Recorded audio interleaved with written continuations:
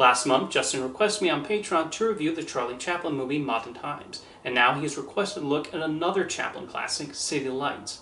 Something that stands out about this film compared to other films Chaplin made about the Tramp is that, while there is still plenty of comedy, there's a bigger emphasis on drama, and it's that emotional element to the story that makes City Lights truly special. Not that there aren't plenty of brilliant comedic set pieces, as Chaplin mounts some great ones. We get a lot of the classic scenarios of the tramp wandering around the city and getting into various scrapes, and these all provide amusement, including the opening where he wakes up in a statue being unveiled to the public.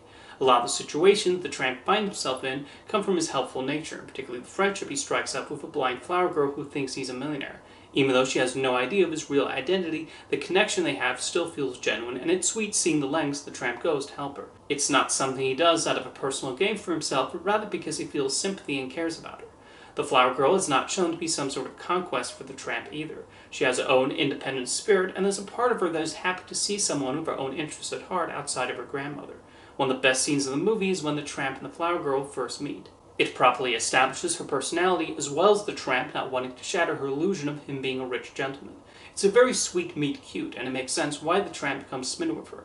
There's also the secondary plot with the tramp encountering a drunk millionaire who becomes his friend, but only when he's had a few drinks. Drunken humor is the sort of thing that can get old quickly, but Chaplin does a superb job of making sure the subplot is not just one long gag. That first meeting features some brilliant slapstick with Chaplin near the river as he tries to convince the millionaire not to jump in. Harry Myers also deserves a lot of credit for his performance, as he successfully conveys the millionaire's two different personalities as he goes from drunk to sober.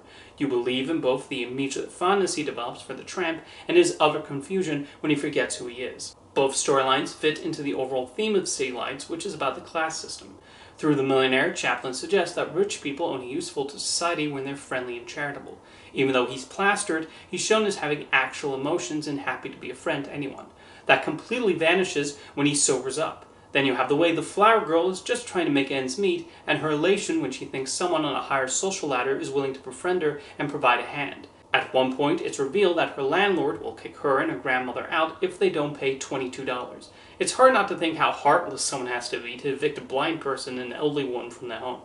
Chaplin does such a wonderful job of mixing those serious plot points with the comedic elements. The tramp wanting to help the flower girl leads to him getting involved in a boxing match. It's a fantastic physical performance and an example of how Chaplin would often incorporate elements of dance into his comedy. There are laughs gained out of him trying to avoid getting hit by the other boxer, but there's also an element of hope that he could possibly win.